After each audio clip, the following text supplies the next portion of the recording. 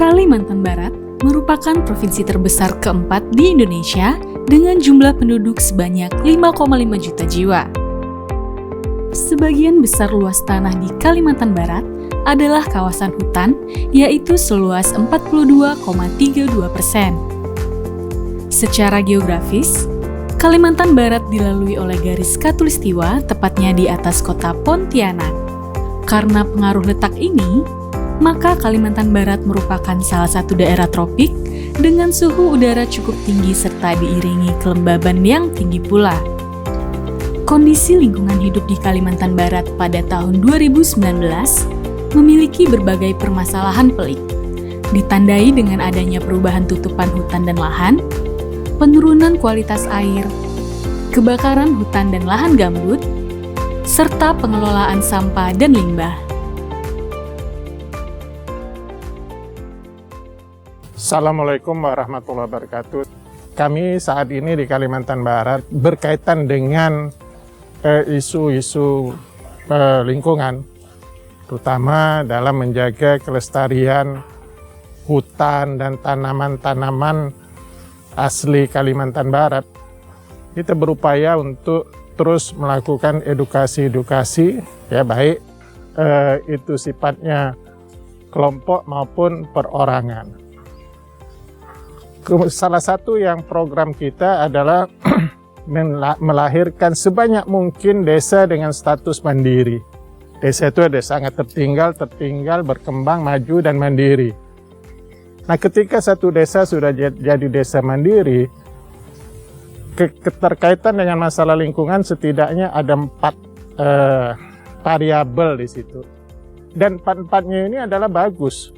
Dalam rangka mereka mencegah kebakaran, kemudian mencegah banjir, kemudian memastikan bahwa tutupan lahan itu dengan persentase yang maksimal, ya, dan lain sebagainya. Sehingga ketika satu desa sudah jadi desa mandiri, maka isu lingkungan di situ pasti tidak akan menjadi isu yang negatif, dan dia tetap menjadi satu daerah yang menjaga hijaunya, ya, dan teduhnya. Kemudian selain kita melahirkan desa mandiri, ketika saya menjadi gubernur baru 1 desa mandiri, sekarang dalam waktu 2 tahun sudah ada kurang lebih 214 desa mandiri. Selain itu, untuk mencegah kebakaran lahan di koordinat perkebunan, saya sudah keluarkan peraturan gubernur nomor 39, ya. Di situ kita memberi sanksi kepada perkebunan yang tidak mempunyai tim karena untuk pencegahan kebakaran, tidak ada peralatan kebakaran, semua kita sanksi. Dan ketika kebakaran terjadi di koordinat perkebunan mereka, maka mereka akan disanksi, tidak boleh menggunakan lahan itu selama 5 tahun, ya, dan kalau ikut terbakar, tapi tidak sengaja, itu 3 tahun tidak boleh menggunakan lahan itu. Selain itu, untuk masyarakat yang berladang berpindah, kita juga sudah mengeluarkan peraturan gubernur nomor 103. Di situ diatur, membakar lahan tidak boleh serampangan dan tidak boleh serentak. Kita atur melalui kepala desa dan tumenggung atau kepala adat di daerah itu. Sehingga ketika ini berjalan, ya, maka kalau ada pelanggaran, ya, yang setelah bakar lari dibiarkan, maka dia akan kena sanksi adat. Dan ini sangat efektif. Dan ini bisa menurunkan tingkat kebakaran lahan secara drastis. Jadi peraturan gubernur 39, peraturan gubernur 103, dan desa mandiri, ini bisa kedepannya akan bisa untuk lebih menciptakan dan menjaga kondisi lingkungan di Kalimantan Barat tetap baik. Selain kita menangani hal-hal lain, misalnya limbah B3, kemudian mengurangi sampah yang dibuang di TPA, dan lain sebagainya. Jadi kita berharap ke depan Kalbar betul-betul bisa menjadi paru-paru dunia. Terima kasih. Assalamualaikum warahmatullahi wabarakatuh. Dalam rangka mengatasi isu lingkungan hidup, maka pemerintah Provinsi Kalimantan Barat telah melakukan beberapa kebijakan, yaitu pada tahap perencanaan, pemerintah Provinsi Kalimantan Barat telah mengintegrasikan prinsip-prinsip pembangunan ke dalam kebijakan rencana dan program melalui penyusunan dokumen kajian lingkungan hidup strategis atau KLHS, yaitu adalah menyusun RPJMD, RT RW, rencana kawasan strategis provinsi, yaitu seperti membangun pelabuhan Sungai Kunyit, kawasan industri mandor, dan kawasan metropolitan area. Secara umum bahwa kondisi lingkungan di Kalimantan Barat pada tahun 2019, pemerintah Provinsi Kalimantan Barat masuk dalam kategori cukup baik, yaitu Indeks Kualitas Lingkungan Hidup atau IKLH, yaitu di angka 69,82.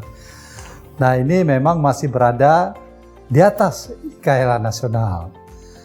Nah, tentunya kita mencoba untuk membangun satu sistem informasi penilaian dokumen lingkungan secara online. Nah, ini sebuah kepedulian atau satu program inovasi kita dari sebuah perangkat yang dibuat untuk menilai dokumen lingkungan secara online. Nah, lahirnya sistem ini ya dilatar belakangi oleh keinginan untuk meningkatkan kualitas pelayanan di bidang penilaian dokumen lingkungan.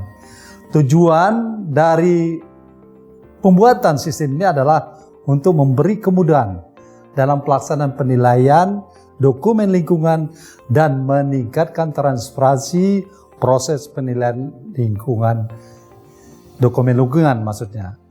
Nah, kami di dalam aksinya kita buatlah suatu peraturan daerah, yaitu peraturan daerah nomor 6 tahun 2018 tentang pengelolaan usaha berbasis lahan berkelanjutan, yang diikuti dengan dikeluarnya peraturan pelaksana melalui peraturan gubernur nomor 60 tahun 2019 tentang tata cara dan mekanisme penetapan area konservasi. Peraturan ini mewajibkan setiap pelaku usaha untuk menyisihkan minimal 7% dari wilayah izin usahanya untuk dijadikan areal konservasi di luar kawasan konservasi yang sudah ditetapkan pemerintah.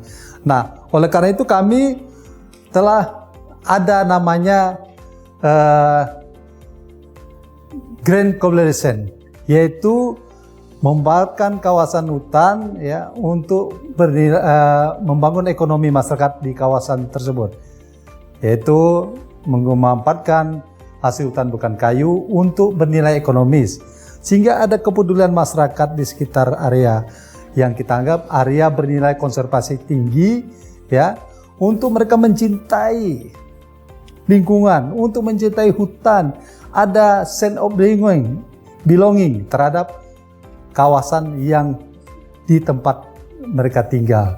Nah, ini salah satu ya upaya-upaya yang kita berikan insentif lah untuk mereka, maka dikolaborasikan dan pengusaha yang memiliki izin untuk menampung hasil kerajinan mereka, sehingga inilah ekonomi produktif yang akan dibangun oleh pemerintah provinsi melalui kerjasama dengan perusahaan. Nah, kemudian pemerintah provinsi juga telah mengeluarkan peraturan gubernur nomor 39 tahun 2019 tentang pengendalian dan pencegahan kebakaran hutan dan lahan. Nah, melalui pergub ini memang kita ada memberi sanksi-sanksi bagi setiap orang atau pemilik usaha, izin usaha, jika membarat maka ada sanksi administrasi. Tapi bukan tujuan itu yang kita, tapi ingin rasa kepedulian bersama untuk bagaimana kita pengelolaan lingkungan yang lebih baik dan rangka pembangunan yang berkelanjutan. Nah, penerapan dari peraturan ini diharapkan dapat ya memperbaiki kualitas tutupan lahan Kalimantan Barat, untuk meningkatkan tutupan hutan. Ini juga sejalan dengan program Kementerian Lingkungan Hidup dan Kehutanan melalui Dirjen Planologi dan Tata Lingkungan dengan Kalimantan Forest Project-nya yang sekarang juga dilaksanakan di Provinsi Kalimantan Barat dan kita tempatkan pada 2 kabupaten, yaitu Kabupaten Sintang dan Ketapang. Nah, inilah beberapa hal yang dapat saya sampaikan dalam rangka bagaimana kita mengelola lingkungan yang ada di Kalimantan Barat. Nah, untuk itu kami menyampaikan moto pembangunan lingkungan hidup dan kehutanan di Provinsi Kalimantan Barat, yaitu hutan lestari, lingkungan lestari, masyarakat seja Kalimantan Barat Jaya. Bismillahirrahmanirrahim. Assalamualaikum warahmatullahi wabarakatuh. Provinsi Kalimantan Barat merupakan salah satu provinsi yang kaya akan sumber daya alam. Tentu perlu terus-menerus dimanfaatkan untuk kesejahteraan masyarakat Kalimantan Barat. Dan kami sebagai anggota DPRD, sebagai wakil rakyat, akan mendukung semua kebijakan pemerintah provinsi, tentu saja kebijakan gubernur, untuk mensejahterakan rakyat, serta memperbaiki kondisi lingkungan hidup di Kalimantan Barat. Salah satu isu lingkungan hidup prioritas di Provinsi Kalimantan Barat adalah persoalan kebakaran hutan dan lahan. Kami tentu sangat mendukung sekali langkah inovatif yang telah dilakukan oleh Gubernur Kalimantan Barat pada tahun 2019, yaitu dengan mengeluarkan Pergub nomor 39 tahun 2019 tentang pengendalian dan pencegahan kebakaran hutan dan lahan yang tentu saja berdampak terhadap para pelaku usaha yang arealnya terbukti terjadi kebakaran. Dan kami mendukung pemberian sanksi terhadap pelaku usaha yang arealnya terbukti terjadi kebakaran. Untuk meningkatkan payung hukum terhadap kebakaran hutan dan lahan ini, kami sangat mendukung disusunnya peraturan daerah terkait kebakaran hutan dan lahan yang sekarang sedang dalam proses penyusunan draft. Kebijakan terkait perubahan tutupan hutan dan tata guna lahan yang juga akan tentu saja kami dorong. Dan saat ini kita telah memiliki Perda nomor 6 tahun 2018 tentang pengelolaan usaha berbasis lahan berkelanjutan. Dan pasti Gubernur telah menetapkan peraturan Gubernur untuk pelaksanaannya pada tahun 2019. Ini akan menjadi dasar bagi semua pelaku usaha untuk mengalokasikan lahan minimal 7% untuk areal konservasinya. Angka 7% tersebut adalah kesepakatan yang kami setujui. Karena kami sangat peduli terhadap keberadaan tutupan hutan di Provinsi Kalimantan Barat. Baik di dalam kawasan maupun di luar kawasan. Dan adanya kegiatan Kalimantan Forest Project dari Dirjen Planologi Kehutanan dan Tata Lingkungan Kementerian Lingkungan Hidup dan Kehutanan juga menurut saya sangat bagus untuk mendukung kebijakan tersebut. Sehingga tutupan hutan kita, terutama di luar kawasan hutan, bisa tetap terjaga. Kami dari DPRD akan terus mendukung upaya-upaya dan kebijakan pemerintah yang berpihak kepada lingkungan dan kesejahteraan masyarakat. Di tupoksi legislasi tentu kami akan mengupayakan payung hukum yang memadai. Sebagai tupoksi anggaran tentu kami mengusahakan anggaran yang memadai untuk lingkungan hidup agar permasalahan-permasalahan di atas, termasuk perbaikan kualitas air dan pengelolaan sampah dan limbah B3 di Provinsi Kalimantan Barat dapat terwujud. Dan tentu saja kami sebagai tupoksi pengawasan nanti juga akan terus mengawal kebijakan ini sehingga benar-benar apa yang kita usahakan ini semuanya dapat terrealisir dalam rangka mewujudkan kesejahteraan bagi masyarakat Kalimantan Barat. Terima kasih. Assalamualaikum warahmatullahi wabarakatuh. Informasi Kinerja Pengelolaan Lingkungan Hidup Daerah atau IKPLHD merupakan laporan mengenai kondisi lingkungan hidup yang dikeluarkan oleh instansi yang menangani lingkungan hidup. Penyusunan dokumen ini telah melalui berbagai tahapan, yaitu tahap persiapan yang dilakukan adalah kegiatan pembentukan tim penyusun dokumen IKPLHD Provinsi Kalimantan Barat yang disahkan dalam surat keputusan Gubernur Kalimantan Barat dan keanggotaannya meliputi unsur-unsur organisasi perangkat daerah terkait serta perguruan tinggi baik swasta maupun negeri serta lembaga masyarakat organisasi lingkungan hidup. Tahap pengumpulan dan pengolahan data. Data yang dibutuhkan dalam penyusunan dokumen IKPLHD Kalimantan Barat adalah data primer dan data sekunder. Data primer merupakan data yang diperoleh melalui survei langsung tentang tata guna lahan, kerusakan tanah, monitoring, dan pengawasan kualitas air hujan, air laut, air sungai, serta kualitas udara.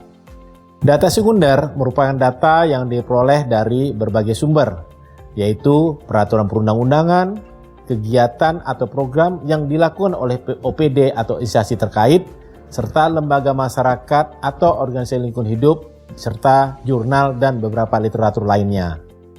Tahap perumusan isu prioritas lingkungan hidup daerah Provinsi Kalimantan Barat adalah tahap berikutnya.